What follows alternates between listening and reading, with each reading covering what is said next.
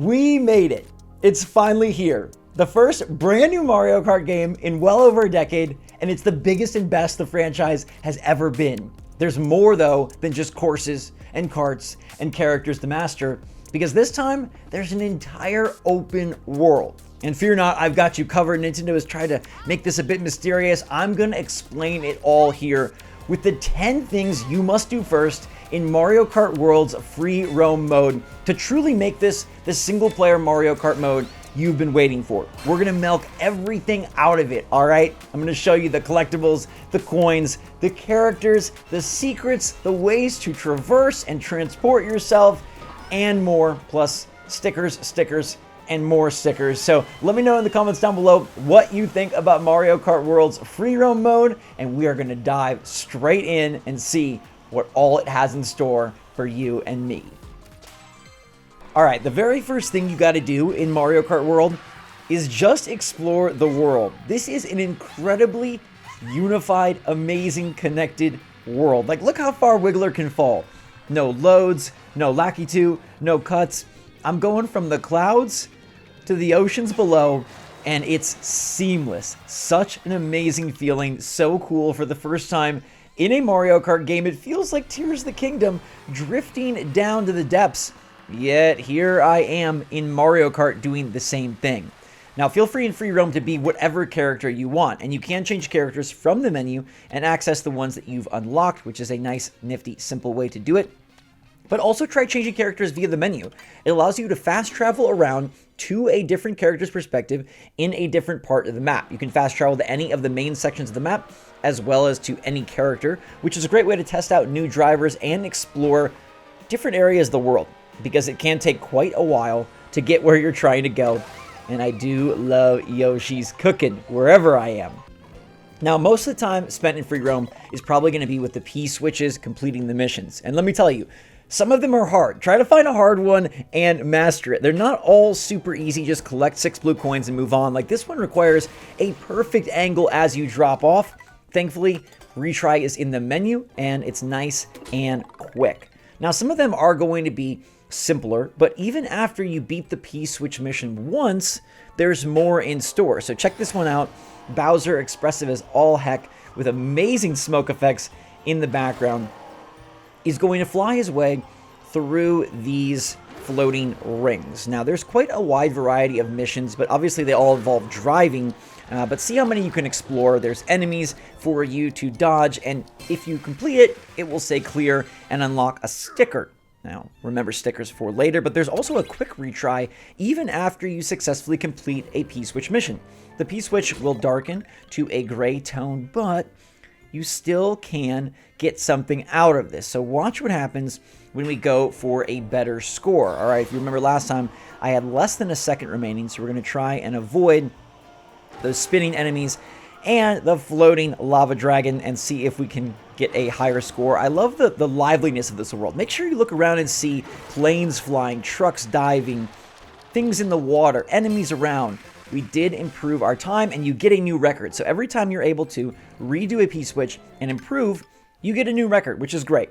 And that is an incentive to keep doing these P-switch missions and to try more and more of them as you move yourself around the huge Mario Kart world. Another quick fast travel for Senior Bowser puts him in front of Bowser's castle, and we are ready for more. Next, I definitely want you guys to go after the question mark pads. Now, some of them are going to be hidden. In this case, like this one's underneath these blocks. All right, that's a panel there. And sometimes they're very, very obvious. So it's a bit of both, and I feel like that's kind of how they approach the P-switch missions as well as the collectibles in the world. There's 3 main things for you to do, which are going to be the P-switch missions. There's hundreds of them. Those question mark panels, which you can track on the menu. And then there are Peach coins.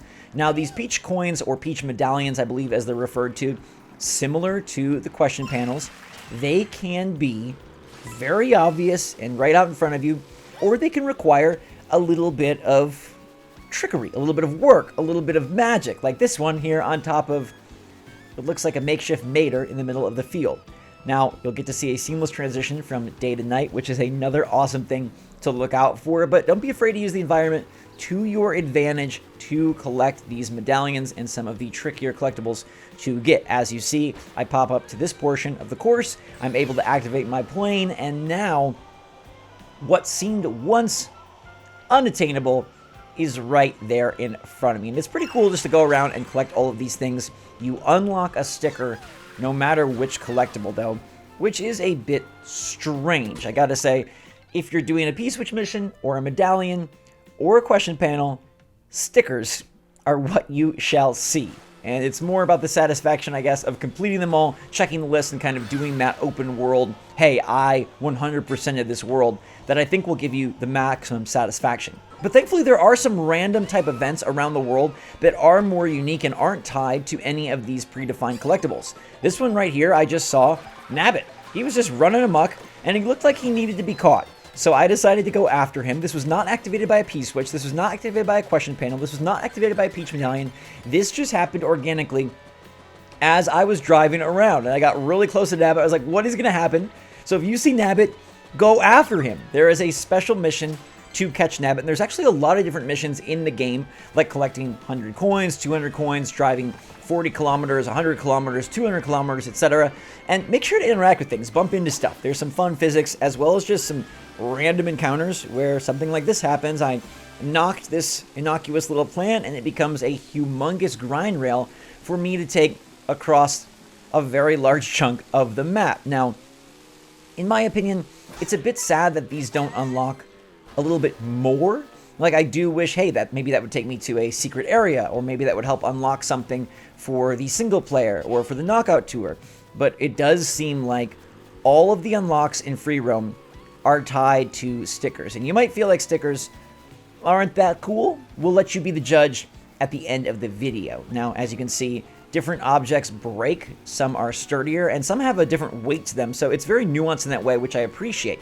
One thing I'm sure you'll appreciate is seeing other Mario Kart characters around the world. But you can't talk to any of them, so just feel free to run in them. If you see another character, just bounce on them. You run into a friendly face, and all you will do is jump over them. Some people hypothesize that you'd be able to talk to these characters, pick up an extra mission.